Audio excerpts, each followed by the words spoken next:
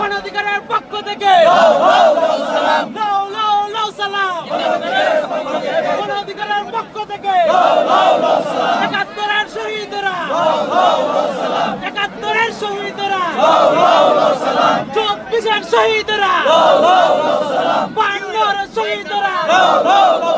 শহীদদের রক্ত